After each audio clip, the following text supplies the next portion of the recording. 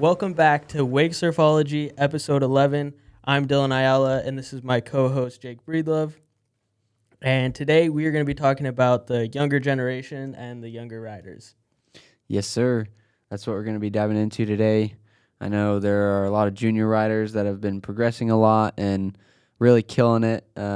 So we just want to talk about them a little bit and show y'all what's going on in their world. Yeah, it's cool to see the next generation and how good they are. It's crazy how good the younger riders are and how much it's pushing the sport too. Yeah, and like some of the things that we kind of want to touch on are just like, the differences between maybe like the younger riders with the pro riders and how they differ, how they're similar and stuff, and with their training, different things like that. And we'll touch on, some riders that stick out to us that have been killing it too. And just in general, all the junior riders and, younger riders in general are doing really well. Yeah. Yeah, well, yesterday we went out with, or was it the day before? It was the day before, yeah. Yeah, 2 days ago we went out with JB, who's a professional wakeboarder, and it was super fun. We filmed with him. It's fun to get out there and just have fun days on the lake. What did you think about that? Oh yeah, it was really fun. We kept it chill. We weren't out there having strict practice or anything like that.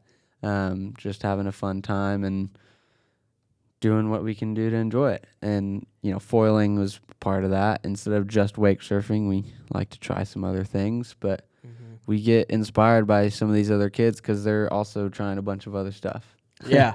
Yeah, that kind of ties into our episode today. But trying foiling 2 days ago and just trying other water sports is super fun and honestly helps a lot too. So it was cool to foil and try that out and just explore all the different water sports.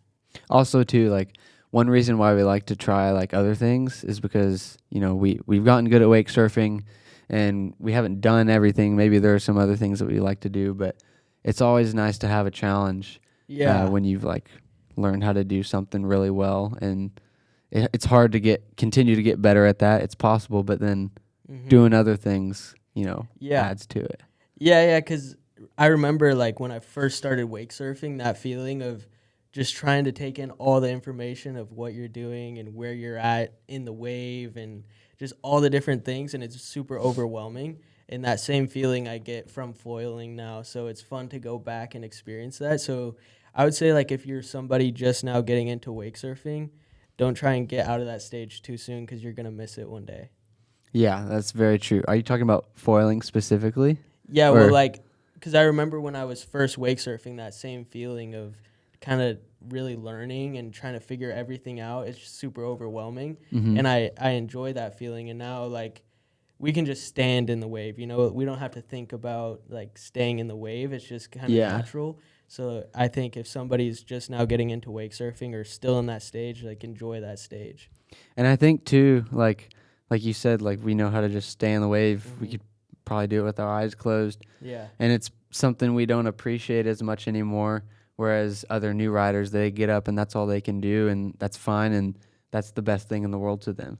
And so it's kind of like the same thing. When we hop on something new and we're finally able to figure it out and do it, it's like that reward is there again. Yeah, just waiting. Sure. Yeah, it's funny too because like after foiling, I was super sore yesterday. Like my legs were so sore, and I don't really get sore from wake surfing anymore. And I think number one is because I haven't done it much, but also using a lot of muscles that I probably don't need to be using, just like so tense and so focused. But yeah, foiling's a good time. It's so fun. Yeah, and I haven't necessarily seen a lot of young riders foiling yet, but that's true. We bring this up because a lot of these younger riders are trying different sports like cross training, and I mean they aren't just doing it just to compete and get good and stuff. They're doing it for fun, and like that's what it's all about. So yeah, we want to talk about a few of these riders because they're really cool, and then just all the other young riders in general. Yeah, let's dive into it. So yeah, we talk a lot about keeping it fun because we think that's really important. We see that a lot in these younger riders, the junior riders, and so we just want to kind of bring that up because they're a big inspiration in the sport, and we can't forget that because we were them. We started from somewhere, and we got to where we are now, and we just got to look back at those times and keep it going. Yeah. Yeah, I think keeping it fun is one of the most important parts of not only wake surfing, but anything that you're pursuing. If it's not fun, then you're not going to enjoy it anymore. And you see that in the junior riders, how much they enjoy the sport and really enjoy just getting better and even just being on the water. But yeah, I think juniors are super inspiring for that aspect of keeping everything fun. Yeah, so like some examples of how like these younger riders are making it fun and more inspiring.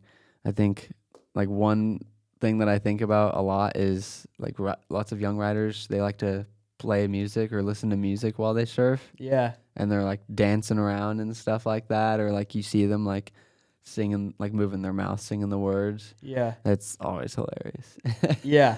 Yeah, and even at like competitions like uh at the one in Sacramento, I was a judge on the boat and Kenzie Hickey was up and she was just so excited to start her run and just to have a good run and I saw her land like one of a trick that she's never landed in a competition and she was just so stoked about it and it's so cool to see. Was she like saying anything at all, or was she just like beaming smile? She was just really excited to start a run, but like once she landed this specific trick, I don't remember what it was. I think it was a heel side like alley oop or something. But like when she landed that, she just started smiling and was so excited to land that trick in competition. It was so cool. That's awesome. Yeah, that's really cool. I mean, landing a new trick for anyone, I'm hoping you're smiling real big and Yeah. cheering yourself on for that. But I definitely see a lot of younger riders with like some very genuine like new trick stoke, Yeah. and it's super cool to see. Yeah. Like I feel like maybe some of us, or at least sometimes for me, like I don't always like show my emotion so much right when I like land a new trick or something maybe. Yeah. I am still very excited, but I think some of these younger riders, they really, I don't know, makes me want to be a little more uh Excited. excited Yeah. outwardly. Like Yeah. Yeah, it's cool too because I mean they're so young and the level of discipline that they have to be that good at that age is really inspiring because you had to ride a lot to get better, and for them being so young to display that discipline is super inspiring too. mhm. And yeah, I mean, I think it is, sometimes a little easier for younger riders to get out there and ride a lot, because generally for kids, it's fun for them to do it. Yeah, They don't have to worry about a lot of the things that we have to worry about now, which you know makes it, or that's why it's different for both of us, and like how we train and how we progress and stuff like that. I think that's like probably a big reason why younger riders are able to progress so fast and right that's because now. they enjoy it. They enjoy it so much, and not that we don't enjoy it, Right. but we just have a lot of other goals that we're going for, or other obligations that we have to do to make it work. Yeah, yeah, and I remember like speaking on that point, like when I first started wake surfing, that's all that I thought about, like was just wake surfing. That was my sole focus and everything that I loved. Like I just loved wake surfing. And I think it's the same for them too, just being so obsessed with wake surfing and also being so obsessed with having fun. If they weren't having fun, they wouldn't be doing it. Like a kid isn't going to want to do something that they don't enjoy doing. Yeah, and if you aren't having fun and if you have control over it, stop doing it. Yeah. Just don't do it. Yeah. Yeah, and I think that wake surfing, the parents are really cool. I mean, nobody's really forcing anybody to keep wake surfing or to do it for them. You see in other sports like parents living through their kids, like having them do a sport because they didn't fulfill their dreams. And I think in wake surfing, um, the kids really do enjoy wake surfing. So that's cool to see too, the support from the parents. Yeah, I know, like, my parents have never been, like, too hard on me or whatever, but, like, sometimes my dad used to, like, try to throw tips at me or whatever, like, as I'm practicing, and at one point I was like, "I'm sorry, Dad, I love you, but I just need to do this on my own. I need to figure this out." And so maybe some of these kids will get to that point, or maybe they're Yeah. already doing that with their parents. But, yeah, for the most part, they're very supportive, very helpful, and they just want their kid to do well and have fun.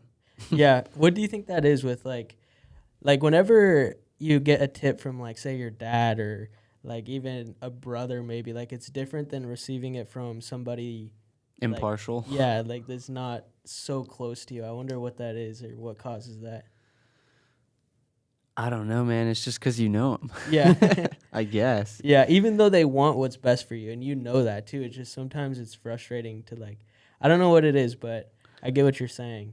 Maybe it's because, well, I don't know, Yeah, sometimes I dude. feel like kids are like funny towards their parents until you get older and then like you look back and it's like the total opposite. Yeah.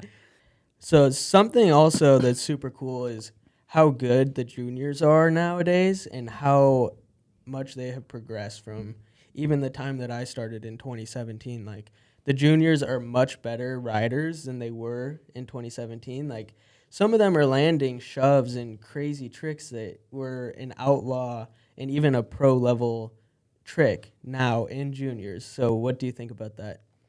I mean, I think it's crazy, and like hearing like what the sport was like before I got into it. Like I remember when I first got into it in like 2013. The biggest tricks were like an Air 3 and an Air 180 Yeah. for like surf style.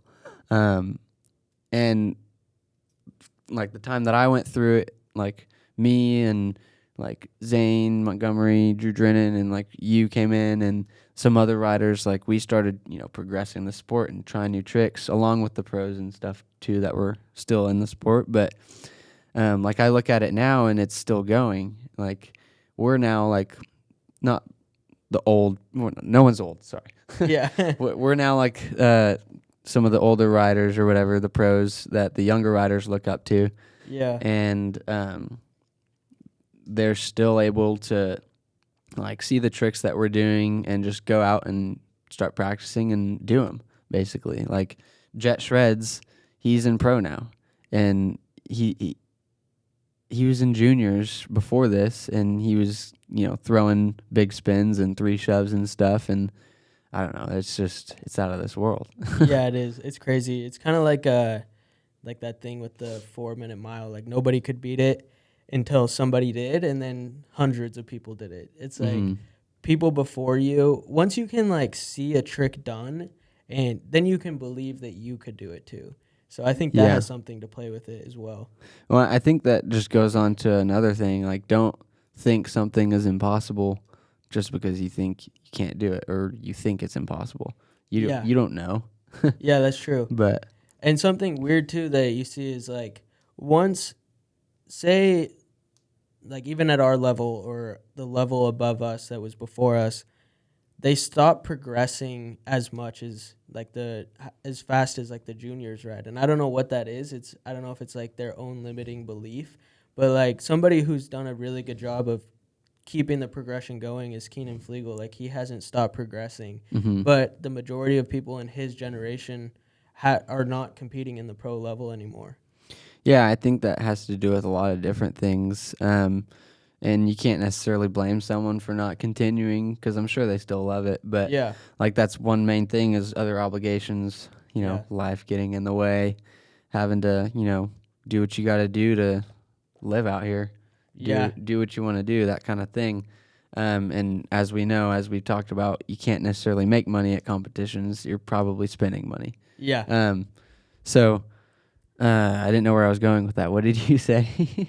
Well, just like Keenan's generation, a lot of them stopped Oh, wake surfing. yeah. But that just shows too that Keenan really loves the sport and he loves wake surfing because if he didn't, he would stop. You know, like he would stop with the progression. So it all comes back to loving the sport, and the people who love the sport the most, like in that I've seen is juniors. Like kids, they're just so stoked to be there, and hmm they just have so much fun. And that's why it's like a really good reminder to, acknowledge the younger riders, remember when you were a younger rider, Hmm. and just remember the passions you had and the passions you see in those other riders and how you can continue to, have that and keep Yeah. going. Yeah, and we've talked about it before. I don't know about on the podcast, but definitely in person. But like this generation is gonna be the first generation to like as they start walking, they're gonna start. They could start wake surfing too. Like it's gonna be the first generation to like grow up with wake surfing. Yeah, like you see old videos of like toddlers on those like skis with the rope or whatever, Yeah. and their like parent or whatever is like touching their shoulder, Yeah. like making sure they don't fall over. But like, yeah, maybe it's gonna be like that. We're gonna have little 1-year-old shredders out there. Yeah. Yeah, and now they have something to look to too for like tricks or inspiration, whatever that is. Whereas I think that the previous generation didn't have as much to look for, like in like tricks or whatever it was. Yeah, like when I first got into it, there were still like a handful of things that you can do. There's still all the different stances and stuff. I Mhm. wasn't necessarily looking to try different stances, or I didn't necessarily know that was what I should be doing, mainly because you weren't seeing a lot of riders doing that. Yeah. But um, yeah, like I said earlier, the biggest tricks were like an Air 3 and an Air 180. And Yeah. so I don't know, maybe there were some shoves, maybe it was mainly skim, but like there weren't crazy big spins or like 5 shoves or revert shoves or anything like that. Yeah, and now that some of the juniors are doing those really hard tricks, like an Air 180. The juniors are doing Air 180s now, Air 3s. Like they're doing those pro level tricks that were super hard when you first started. That were like the Hmm. top of the top tricks in wake surfing. And I have to make a correction. I just remembered that those were the biggest tricks that the women's pro surf riders were doing, Okay. not the men's pro surf riders. So they probably were doing some shoves and big spins. Yeah, I didn't necessarily remember but that right off the bat, but but still though, even to that point though, like yeah. the semi pro kids are also doing like big spins and three shoves and like the really hard tricks. So it just trickles down, and each generation is just gonna get better and better. But yeah, that just kind of brings me to one of these young riders that is really inspiring and really fun to watch just because of how excited he gets and stuff. The original Grayson, that's just his Instagram handle.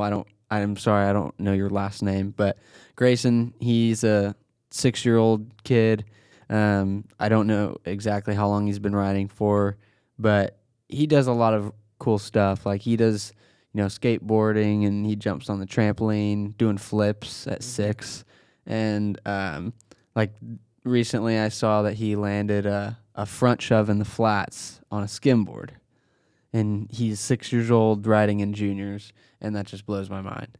Yeah, Like I can't do a front shove on a skimboard, like for real. yeah, I can sometimes do it maybe on a surf style board, but like I don't have the control to ride a finless skimboard and do that. yeah, yeah.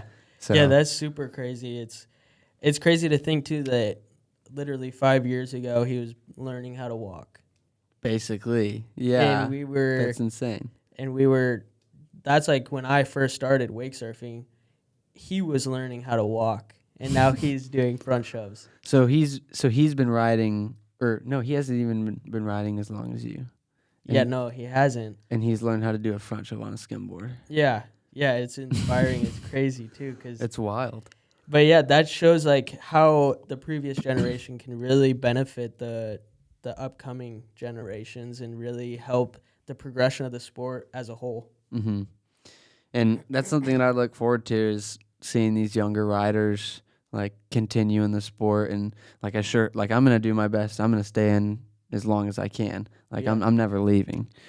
I Not as good best as I can. Like yeah, I'm never leaving. yeah, But yeah, I hope to see some of these other riders stick around, and that we can continue to inspire them so they can inspire others coming forward. yeah, yeah. The another junior that comes to my mind is Kenzie Hickey.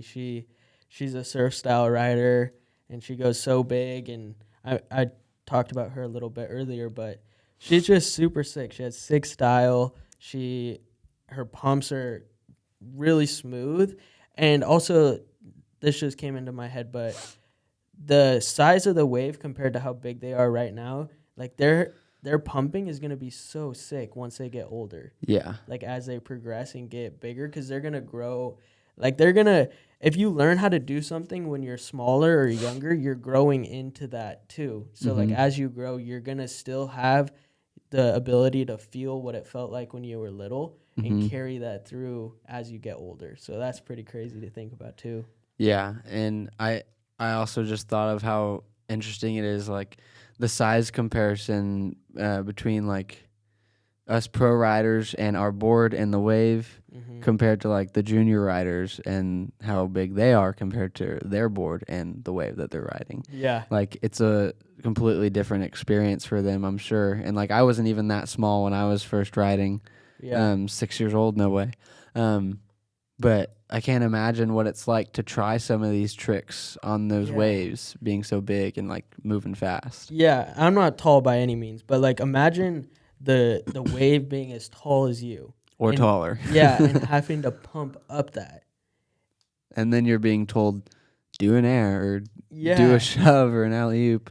Like Or it's way more challenging. yeah, it's just scary. And like the fact that some of these kids can get out there and not have the fear at all is pretty impressive, because we'll do lessons with adults and they won't try stuff sometimes because it's scary. Yeah. Yeah, and I mean, so like look at a kid who grew up playing sports compared to one that didn't, and just their coordination from the time that they're little, it carries into like everyday life. You can see it, like you can tell if a kid moved their body, not specifically sports, but like just any sort of movement with their body, you can really see it. And like if you think about them wake surfing and growing up wake surfing, how good they're going to be on a board when they get to our age, Mm-hmm. that's crazy, dude. It's really cool.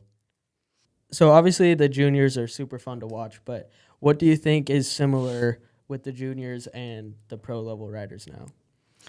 So I think a lot of what is probably very similar is like how they train in a way. Mm-hmm. And I mean, I don't exactly know how all of the pros train, but at least for you and me and some of my other buddies that are pros, you know, we have time for practice and, we have fun with it too, but that's what these younger riders are also doing. Like they're making it fun, of course. They're not being super strict on themselves. But one thing that's really good, and we kind of touched on this at the beginning, is just trying different things to kind of like expand your palette for water sports and like your capabilities for water sports to ultimately help with surfing, the one thing that you're really trying to go for. Yeah. Um, so like Kinsey Hickey, I know she skateboards a lot and stuff, and she does that with her friends and her sister, and like the ripstick too. Even like I saw that they posted something one time, and it was like it was by like Razor Scooter, Yeah. and it was like called the Wave. Oh, It was like wow. a surfboard shaped like plastic board with a stomp pad traction on Wow. it, but it had like ripstick wheels. That's cool. And so you move just like a ripstick, but it's a little surfboard. And Yeah. it was so cool. And I literally bought one that day when I saw it. I was like, I got to get that thing. Yeah, that's cool. But yeah, what do you think about that? Like, what kind of cross training do you do? Like, and I don't know, how does it help you? Do you think that's like that, do you think that's something that like younger riders should be doing? I think for sure, yeah. Like any sort of board sport or like you said, skateboarding, um, anything with a board is gonna help a lot with wake surfing. Mm-hmm. Like you and I are able to hop on the foil and figure it out pretty fast just because of how much boards we've rode and all the different water sports we've tried. Whereas somebody who's never done any sort of water sport, if they were to hop on that thing, it would be so hard to learn. So I think for sure any sort of board sport is definitely going to help you a lot. Do you think do you think it's risky to try certain other like cross training activities, or like even just skateboarding, or like do you think it's worth it or not? I think it's worth it if you enjoy it, for sure. Yeah. That's kind of what it boils down to is if you enjoy that thing. I don't think you should be skateboarding if you're not having fun doing it, because if you're not having fun skateboarding and you get hurt, you're going to be mad that you got hurt skateboarding. So if you enjoy it, then yeah, for sure. But definitely it does come with risk. Like skateboarding is risky, a lot more risky than wake surfing. So if you enjoy it and it's something that you have fun doing, then I think it's definitely beneficial. What do you think? Yeah, I think that makes sense. I think, if it comes down to getting hurt, Yeah. you love it that much if you want to get back up and keep going. Yeah. So if you can do that and keep going, then I think it's worth it. Because like you said, just trying different things, it's going to like just expand your horizon for, your capabilities on that specific thing, and then what you want to get better at too. Yeah, and if you look at like wakeboarders, something that is pretty cool about them is they fall, but usually they have like these tricks that are super complicated that when they do, they don't really fall on. Like after a while, they get to a point where they don't really fall as much. And I always wonder if it's because it hurts so bad when you fall wakeboarding that you like learn to not fall doing those tricks. And I think that's something that could be carried over to wake surfing. Whereas like with me, I'll fall a good amount of times, like on tricks that I have landed hundreds of times. Yeah. But those wakeboarders I see can do these complicated tricks that they can do them over and over. I don't know what that is. Wait, so are you saying like they they fall like some type of way so they don't get hurt, or Um, I think they do definitely learn how to fall, but like seeing a wakeboarder learn a trick, it seems like they learn it faster or something. I don't know if it's off water training or what it is, but even once they get the trick down, it seems to me that they can land it a lot more consistent, a lot faster. I think I think that might have a lot to do with like being like semi connected to the boat Yeah. with the rope and it pulling you. Mm-hmm. For the most part, you're kind of in the same place when you're doing those tricks every time. And That's like true. you are when you do wake surfing, but since you're not tethered and you're not necessarily held in one spot, I mean, you can be all over the place, or Yeah, a little, you can be in the wrong spot more. So, Yeah. Yeah, that makes sense. Or even with like skateboarding too, like I don't know if this is a fact, but like falling on a skateboard is going to hurt so bad. So Yeah. you're going to get to the point of not wanting to fall because it's going to hurt. So I wonder if that could carry over to wake surfing, the ability to make sure that you're landing your tricks so that you don't fall. my encouragement for that, like not wanting to fall, it's just like the time getting picked up and stuff. Like with skateboarding, it may hurt a little bit more, but you can pick up your board and do the trick immediately again for the most part. With wake surfing, like we've talked about in the past, it takes time for you to fall, boat to come around, get you, pick you up, wave to form, get set up again, throw the rope, whatever. Then you can try your trick again. Yeah. And it's like a whole 4-6 minutes have passed or whatever. I don't know how long it takes everybody, but Yeah. Yeah, that's very true. so that's my encouragement. Or like when we're surfing in the winter, Mm-hmm. my goodness, it's cold and you get like head rushes a lot of times, and we don't even have water as cold as other people. Yeah. But we're wanting to land tricks more often because we don't want to fall. So Yeah, I think for sure to answer your question that cross training and riding other board sports is important, and I think if you enjoy it, do it. yeah, so all of you young riders, do what some of these other juniors are doing if you're not already doing them. And then even like you don't have to just be juniors or whatever. Or sorry, it's called youth now. It's not called juniors, but even amateur, semi-pro riders, everyone. But we're trying to talk to young riders today. Just keep at it with the cross training. Like you don't always have to be behind the boat, and you won't always get a chance to be behind the boat. So find something that could maybe help you out and that you enjoy doing. So if you could go back and like if you were a junior, what tips would you have for yourself or for the juniors now? So I mean, I wasn't in the juniors division ever, but I was still pretty young, and I was a one-trick pony for a long time. And I mean, a lot of riders do that, but like I don't even remember the first time I ended up riding switch or backside, but it was not for a long time after I started surfing. Or I mean, it was a long time, like after I started surfing. Like I probably didn't start riding switch or backside until like the end of semi-pro year or whatever.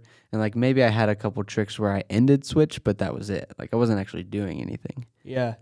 So my tip to myself, younger rider myself, I would say try different like stances or maneuvers. Don't try to like keep yourself locked in, especially if you're getting frustrated with whatever you're locked in on. Like it's always good to, take a break from whatever it is if you're having a hard time, especially, and try some other things, different stances. and kind of like what we touched on at the beginning of this podcast. Um, like we kind of mentioned at the beginning of this podcast, like that new trick stoke feeling, or like when you get on something different and new and you succeed at it or you start to learn it, it's really rewarding. So like you might be frustrated trying this trick that's pretty hard or whatever, and you think that's the only thing that's going to make me happy is if I land that trick. But no, you just try something else, and I promise you'll get some rewarding feelings back, and then it'll kind of give you a little boost to go for that next big one. Yeah, and that's interesting too. That the point of you said you're a one trick pony, and not you wish that you would have done other stances too. Um, and we kind of talked about it earlier in the podcast, but them growing up on a wake surfboard as they grow up, if they don't focus on doing different stances, the gap between being able to do that and not is going to get bigger and bigger. Like you see that with us and our switch riding. Like we've talked about it before, but our switch riding is not as good as it should be for our level compared to our toe side and regular. But if they start on that early and start on that now, by the time they get to pro, they're going to be insanely good at that. Yeah, like if you start working on everything instead of just these things, like you said, you'll have all of those things. Yeah. Like, yeah, like we didn't work on switch or backside until years later, basically now. And Yeah. like if you were to look at us riding regular, like how we always do, you would think, oh, that's a pro. And then if you saw us riding switch or backside, maybe you would not think that. Yeah. Yeah, and I think So, part of it too is because, like you said earlier, you didn't necessarily know to ride all the different stances, but now that information is out there and it's something that is being done in competitions and it's something that's needed. So ignoring that is not very smart because it's definitely something that you're going to need to learn, and it is frustrating. But if you start on it now when your skill level is lower than it will be in the future, that jump is going to be so much easier. yeah, and you shouldn't, avoid tricks just because you think they're too hard or you think it's something you can't do. Because anyone and all of you can do it. I know it. You just got to work at it. So, Yeah, and the longer that you think that and put that onto yourself of not being able to do a trick or not being able to ride switch, the harder it's going to be in the future to break that. yeah. And like for me, like I joined the pro division in 2018. Mm-hmm. It's 2023 right now. A standard pro level trick is a three shove. Yeah. And I didn't learn that until last year, Yeah. a regular three shove. And it's because I had such a hard time with, backside tricks, like, or backside rotations and tricks. So like a back shove or a back big spin or a regular three shove. I had such a hard time doing them that I just didn't do them.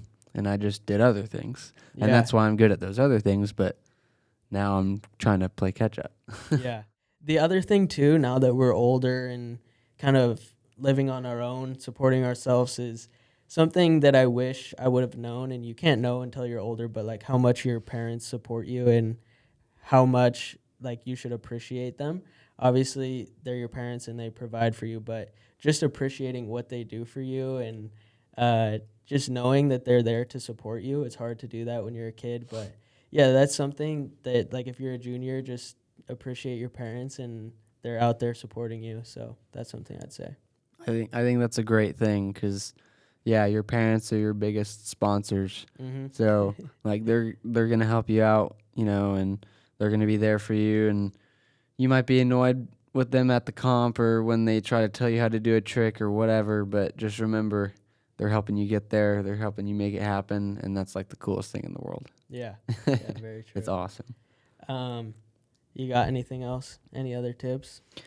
I guess the last tip would just be, don't just, respect your parents, but respect your fellow competitors. Mm-hmm. You may be young and be having fun, but you can still get frustrated, and maybe you'll get, more frustrated as you get older because, emotions are emotions. We get them. So just try to remember that as you grow in the sport and things get a little more intense and pressure is applied, and be ready. Yeah. Yeah, and they do that a good job right now at the juniors of just encouraging each other and that's inspiring in itself too, to see people that are competing to be so supportive of each other. Sometimes as you get further into the ranks, like it's that kind of goes away a little bit, but it's something that's super cool. And if they could keep that up, it'd be awesome. It would be really cool, and I know we're gonna see it. So Yeah, I'm looking forward to it. me too.